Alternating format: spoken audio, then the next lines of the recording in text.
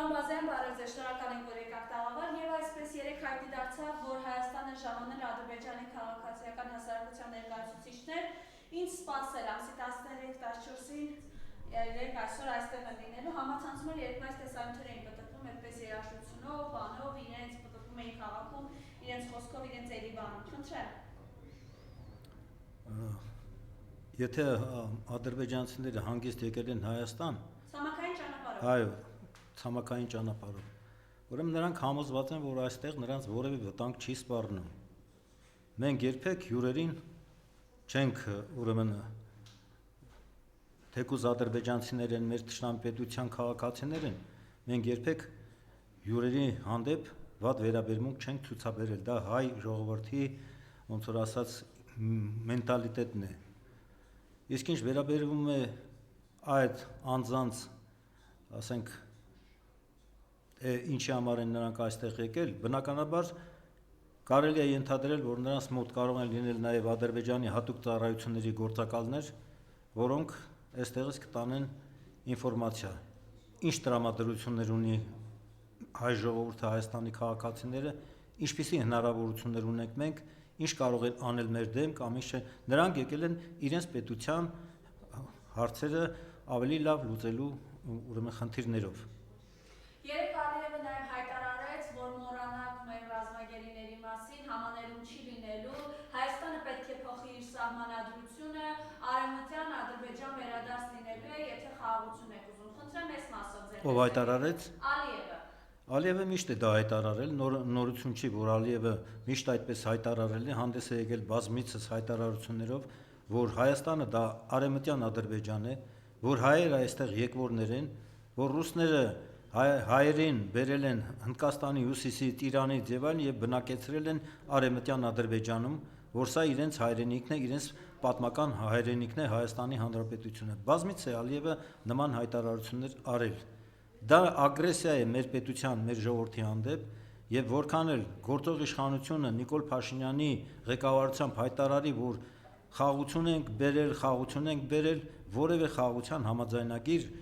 անցյալ տարի օգոստոսին Վաշինգտոնում չի ստորագրվել, ընդամենը նախաստորագրվել է մի փաստաթուղթ, որը որևէ իրավական ուժ չունի, որովհետև իրական խաղաղության համաձայնագիր հաստատելու համար մենք պետք է կատարենք Ադրբեջանի բռնապետի մի շարք պահանջները։ 300,000-ից ավելի ադրբեջանցիներ պետք է վերաբնակեցվեն արևմտյան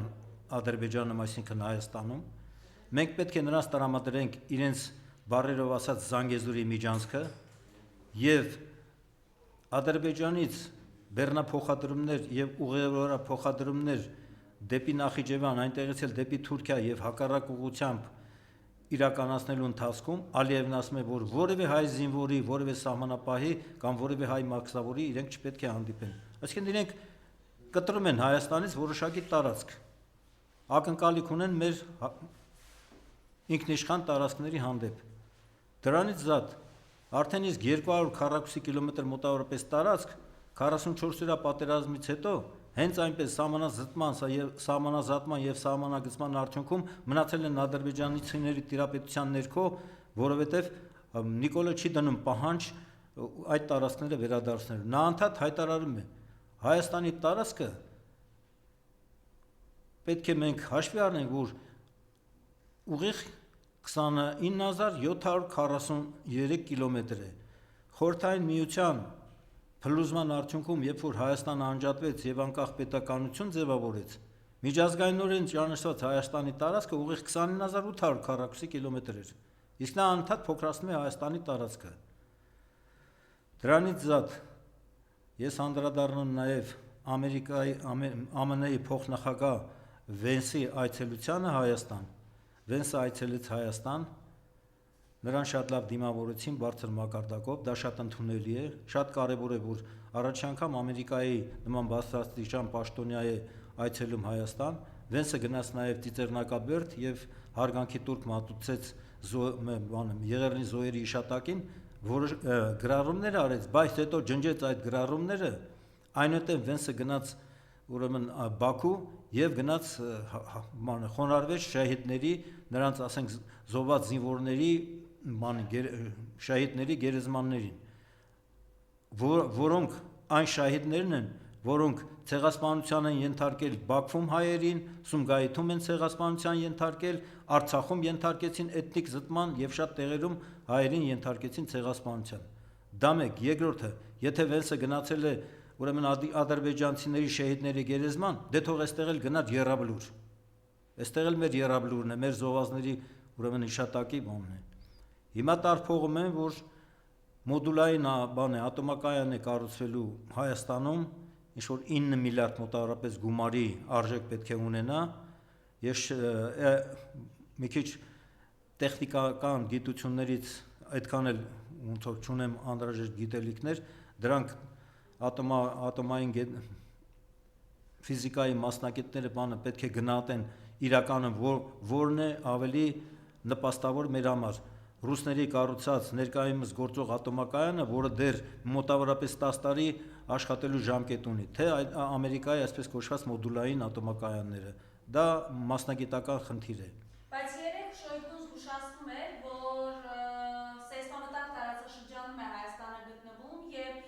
օրինակ բերեց Ֆուկուսիմա առաջին ատոմակայանում տեղի ունեցած երկրաշարժի հետևանքով, որ ավերվել են եւ ինչ աղետի վիճակի է հասել այդ տարածաշրջանը եւ ինչ կարող է սպառնալ մեզ, եթե նման բան տեղի ունենա իրենց մոդուլային ատոմակայանը եթե կառուցվի։ Բնականաբար կա սպառնալիք, վտանգ կարող է լինել։ Ես նորից եմ կրկնում, ես այդ ուրեմն ոլորտի մասնագետը չեմ, ցավոք սրտի չեմ կարող խորը, ասենք, ճշմարիտ ոնց որ գնահատականներ տալ, բայց կա գործող ատոմակայան, որը Խորհրդային Միության օրոք կառուցվել է Հայաստանում, մի քանի տարին մեկ կանգնեցնում են ատոմակայանը եւ տեխնիկական խնդիրներ են իրականացնում, ասենք մաշված մասերը փոխելու տեխնիկական եւ այլ եւ ատոմակայանը շարունակում է աշխատել ու բնականաբար մեր էլեկտրականության մի զգալի հատված գալիս է ատոմակայանից, մնացած ավելի քիչ հատվածը մեր հիդրոկայաններն են մեզ էլեկտրականությամբ ապահովում։ Իսկ ինչ վերաբերվում է ուրեմն վաղը չեմիսորը Ավստրիայում կայանալիք եպիսկոպոսած հայ ժողովին Նիկոլ Փաշինյանը սպառնացել է եւ ասել է, որ ուզում են կաթողիկոսարանը, քանզարանը դուրս հանել, թույլ չեն տալու։ Սա ըստ էության ուղիղ սպառնալիք է, խնդրեմ։ Դա Նիկոլի կողմից հերյուրանք է։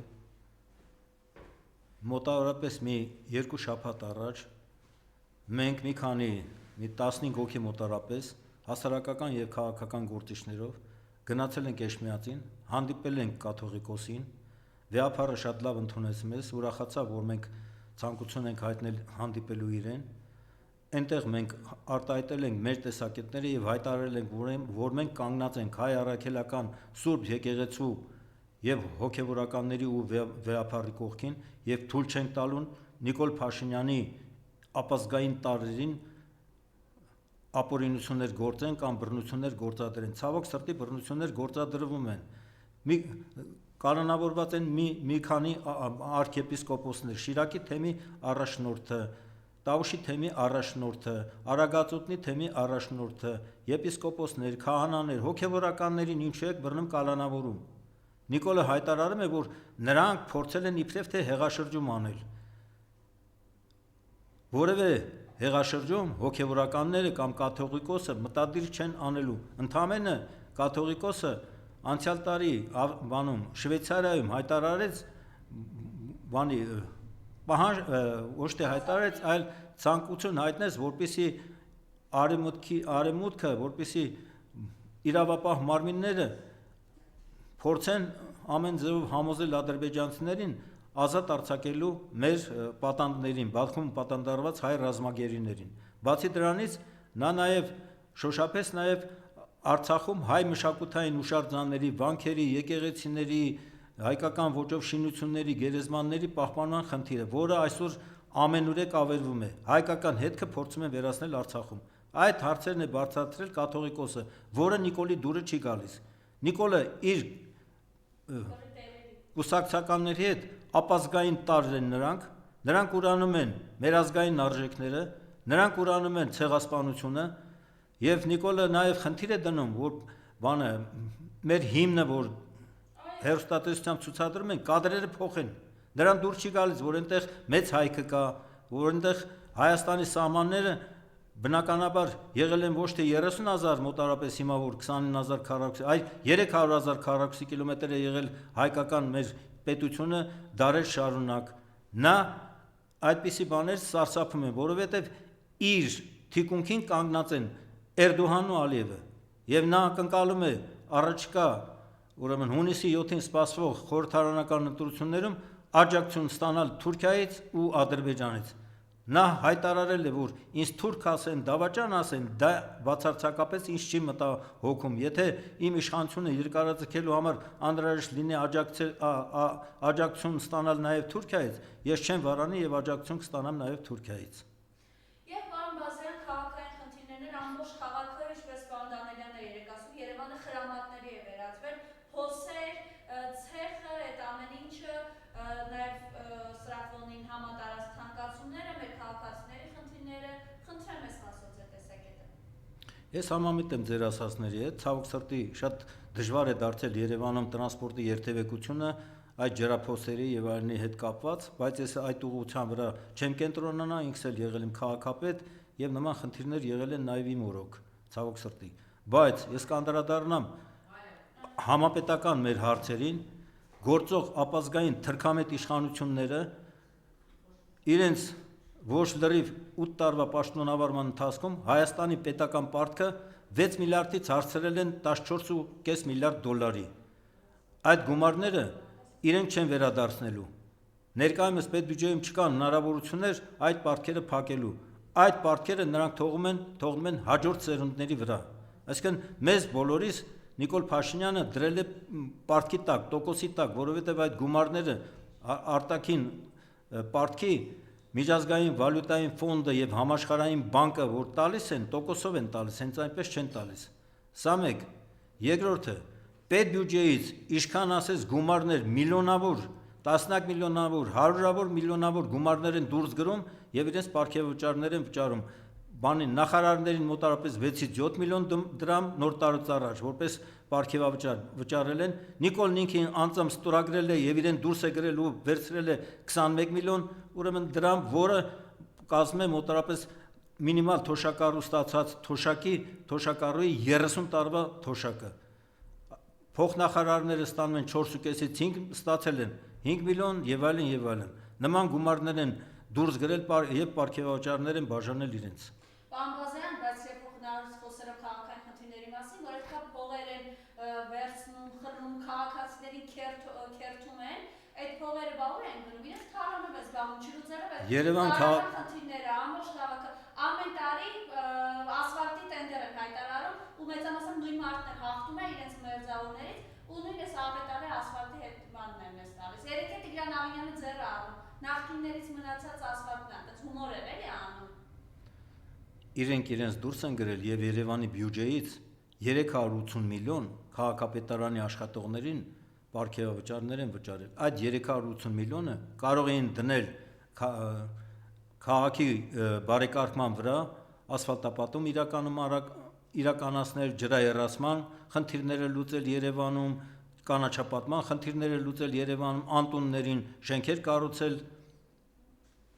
եւ այլն, բայց այդ գումարները իրենց վերցրել են որպես պարգևավճարներ։ Այսինքն պետբյուջեն իրենց ձեռքի տակ է, ինչքան ուզես պետբյուջեից գումարներ են հանում եւ բաժանում են մեջ են անում։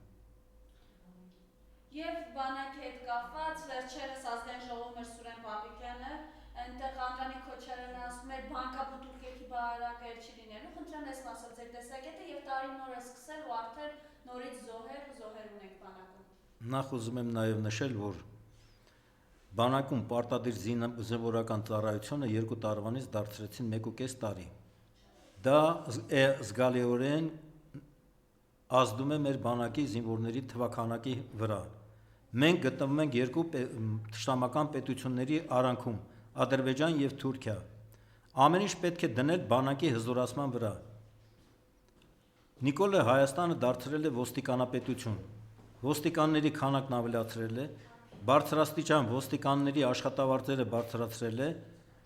որպեսզի ծառայեն իրեն։ Իշխանափոխությունից հետո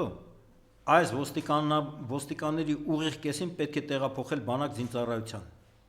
Ամեն ինչ պետք է դնել բանակի հզորացման վրա։ Մեր պետության անվտանգության երաշխավորը գլխավորապես բանակն է, որոշ չափով նաև ազգային անվտանգության ծառայությունը, բայց Նիկոլը կազմաքանդել է նաև Հայաստանի ազգային անվտանգության ծառայությունը։ Ազգային անվտանգության ծառայության